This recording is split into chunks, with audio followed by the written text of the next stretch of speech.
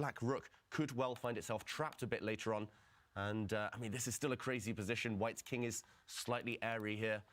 I've got to favour white just because of the beautiful knight, but still anyone's game. And that g6 pawn always hanging. MagNus Carlsen with the committal decision. The knight takes pawn, giving Fabiano a big opportunity, missed by Fabi. And now it looks like MagNus is in a driver's seat, but he goes for a different approach. Instead of capturing on e1, he gives the rook back, still loving that knight on d6, threats with the queen, penetrating on f7. c6 pawn is hanging right now. Still trouble for Fabi. If you put that white pawn on the g-file, I think Fabi is pretty much lost. But considering the white king is open, that is going to give Fabi sufficient counterplay. I'm looking at the clocks, Fabi a little bit ahead, but it's about to be even on time. I think it's anyone's game at this point. The knight on d6, that's a stallion. It's beautiful up in there. But the white king, it is exposed. The d4 pawn's on a dark square, and if black's pieces, a queen on h4, a rook on f8, things of that nature, there could be a counterattack. Yeah, and sooner or later, at least the knight is on a dark square, so you will be able to remove it. Fabiano, he needs to be accurate. It feels like black is the one trying to save this game. MagNus is the one trying to make things happen, meanwhile, still in the balance.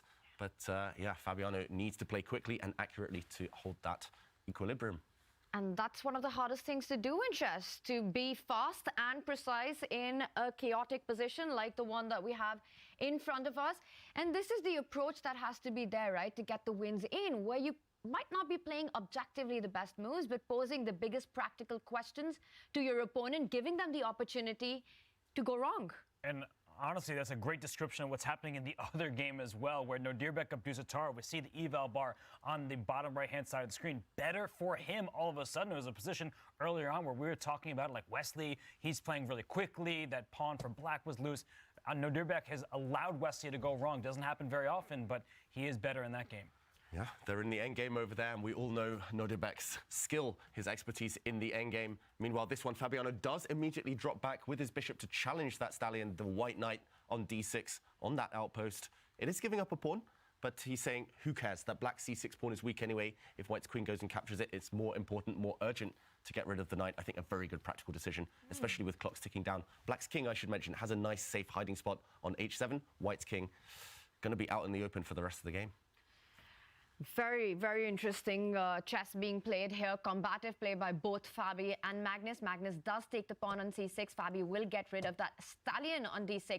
If MagNus was to recapture and with the queen and trade the queens off, I think that would just end in a draw with black's rook sliding onto d8 and picking up that passed pawn. If MagNus wants more, he has to recapture with the pawn. Is he thinking of throwing in a check? And does that check really achieve anything in the position? Yeah, the only good thing I see about giving a check right now for white is that if the white queen slides back to d5 check, and then next move, wherever the black king goes, takes the bishop with the pawn, then white's queen on d5 actually stops the black queen from jumping out with checks herself. So he does throw in that move, as you predicted, Tanya. Really nice spot there. And suddenly, Fabiano has an issue. He has to deal with those two kind of passed white d-pawns. One of them is weak, luckily, and he will shortly go for it with the black rook. If MagNus can maintain the d-pawn, he'll win. If not, it should still be a draw. And the h3 pawn also under fire right now. But Fabi's big idea is to slide that rook to d8, double down. Look at the traffic jam, as you like to call it, on the d file, Robert. Does white have enough time to activate his own rook in the position with the open e line? I'm not a traffic cop, but I do think I'm going to clear traffic on the d file. You're going to take that pawn on d6. We might see some trades, and there will not be too many pieces remaining. The problem for white is, yes, you can free up your own rook, but that h3 pawn is loose as well, and there may be a series of checks that the white king cannot escape. It won't be a checkmate necessarily, but we could see a draw by endless checks. And so the black queen perfectly placed in front of a passed pawn, rook joining the party. I just don't see it for MagNus. And he's down to 40 seconds. He's under that at the moment. He plays king g2. He's giving up the d6 pawn. Without that pawn, I don't see any winning chances whatsoever for white, but black may have some. Yeah, look at this last move. Fabiano chooses the correct square for his rook. I actually think black should be keeping the queens on the board. So bring the rook to d8 would have been fine too, but would have led to a potential queen trade. MagNus is so strong in these endgames. MagNus has the passed pawns. Who has the safer king? It's black. So keeping queens on gives you attacking potential long-term. And I do remember Fabiano, didn't he win a game against Alireza Firouzja with a very similar dynamic? Just the heavy pieces, the major pieces, queens and rooks, where the opponent had a passed d-pawn, but the opponent also had a weak king. he won that one with black in similar circumstances. He did. And this one, that's why MagNus is trying to use his pass pawn, saying that black can't go all in for an attack. That D pawn is a passer, hard to stop. So I think black needs to plant his own forces on that D6 square, and I don't think there will be any progress for either side. Yeah, looking very balanced now. It feels like black found all the accurate moves. Maybe black can put some pressure on, but ultimately this last turn by MagNus, rook lift, as we like to say, showing off with these rooks now. He does have one guardian of the king. White's rook can always slide across on the third rank to block, if necessary, act as a bodyguard. This one should be a draw due to the reduced material. The only chance for MagNus here is to try to get the D pawn moving, but for that you need the queen to assist it from that central E5 square. But whenever you plant it there, Fabi's rook will find activity on the 5th rank with a tempo. So very difficult to imagine either side making progress here. Now the queen E5 is a possibility, making sure that black's rook gets tied down, and it is on the board. If Fabi was to move that rook now, the D pawn moves forward, and there's a lot happening on the right side of the board as the players are down to seconds. Yeah, Wesley So against Abdusatorov. Black is a pawn up.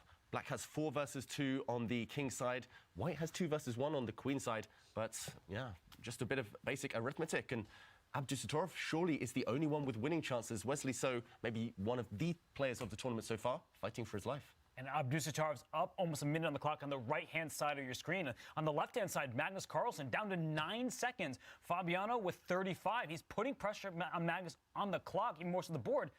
Oh my gosh, MagNus has to move. Oof, MagNus really cutting it fine. He needs to just escape this game. He needs to try and bail out with a draw. He's trying to repeat right now. Second time we've seen this position. Can Fabiano create winning chances? Hustle MagNus on the clock. And there was in the round robin where Fabiano did decline the repetition and went on to lose that game with the white pieces. He, for the second time in the Champions Chess Star Finals, declines the repetition against MagNus. MagNus pokes his king out of its hiding place there, pokes it out, staring down in the center. And, okay, Fabiano dancing around with his queen. And look at the line of the totem pole on the D-file right now. Black's queen is doing a great dance, coming all the way around, but White's king is seeking shelter on the queen side. What a journey, what an adventure. And if we look at the board on the left-hand side, all of MagNus's pieces are protected. He made sure that if you take this pawn in F3, I'm going to get the passed pawn. So Fabi is stuck playing a waiting game, preventing that D5 pawn on the left-hand side of the screen from advancing. He places his queen, he blockades it. But MagNus doing an amazing job getting his own king to safety. So now it's not like the white king's in danger, but great active play from Fabiano. These players are so strong. MagNus, how did he imagine that? How did he find that creative idea? But Fabiano's trying to blow open the new shelter of the white king. It's getting really dramatic on that left board. Wesley So, meanwhile, still in a bit of trouble against Abdusatorov, but still within the realms of safety on the other semi-final clash. Ooh, it's hard to predict. What do we think is going to happen? Will we see a winner in one of the semi-finals? I'm just amazed to watch the king march by MagNus Carlsen and then Fabiano Caruana striking on that side of the board, not wasting any time to get to it. And he's also eyeing a potential A-pawn push at some moment. And I see, Robert, that something catches your attention. Yeah, that A-pawn push for Fabiano, but both players down near 10 seconds. And now on the right-hand side, the advantage is going for black. Nodirbek Abdusatorov and that bishop, I mean, up the pawn like David said. But yeah, I have to be focused on MagNus Carlsen's king. He goes after Fabi's king. Fabi says no. So whose pawns are weaker? Whose king is safer? It's the ultimate question. Yeah, it feels like MagNus's king has been in trouble for so long, but no way through. The moves are coming thick and fast on both boards right now. Can you go A3? Valuation bar's dropped. Fabiano, is he winning? Oh my The black rook can land on the second rank. Oh, rook F2, it's a good start, but that queen on C3, it covers all the bases. Wow, it feels like there's tactics in the air. MagNus offering a trade of queens now. Fabiano will say no. Look at that white king. It's naked all on its own. Wow. Coming in and behind. Can he take another pawn and get some passes of his own? But that D pawn will start running through a queen C4 check. That's a deadly threat. Well, Fabiano's now 2 pawns to the good. Surely he's going to turn this material advantage into victory. And if he does start pushing the pawn, there was a threat of A3, and finally it does arrive on the board, offering a queen trade. He will reject it because it's all about getting to MagNus's king right now. So he gives away a pawn to open a file on the left-hand side of your screen. The white king is lacking shelter, so MagNus doing everything he can to put his pieces in front of it. But Fabi's going after the D5 pawn, and he's got passers of his own. At some point, Fabio can start pushing his pawns, but some nervous moves from both players. Real nerves now showing Fabiano giving a check with the black rook. The problem is black's pawns act as shelter. He doesn't really want to push them until necessary, but big threat. The black rook threatening to go to f3 with a nasty pin on the white queen. All the checks. Look at that white king, though. Just too bare. No protection around it.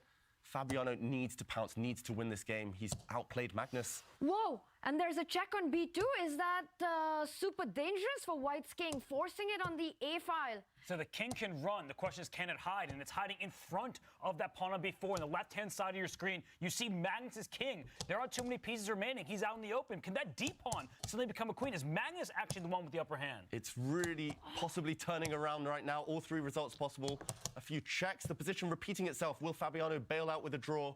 This position's been seen already. If he keeps checking the white king, Fabi wants more. He wants more. He's playing for the win. No safe squares for MagNus' king. You have to go on to the c file. You have to step forward.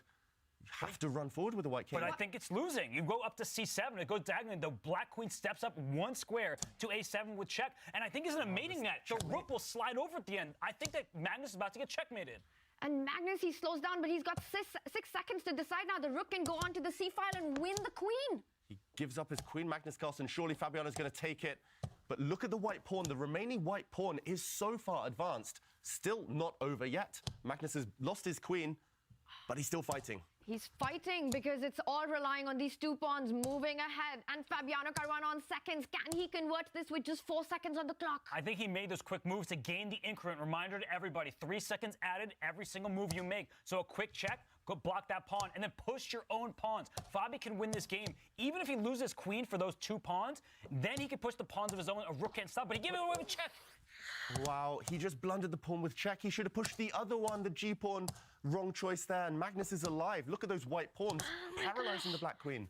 And this can be scary for black because now the queen can't move anywhere with the check without allowing the d pawn to promote. And Magnus does he have enough to hold this? Well, the problem for Magnus is that g-pawn will be a decoy. It's not to sacrifice itself. The rook on d3 can't move because the d7 pawn in front of the queen will be captured. Both sides, they're struggling a bit here. Fabi doesn't know where to go, but now it's winning for Magnus. He brings his rook all the way down. Oh, Rook it?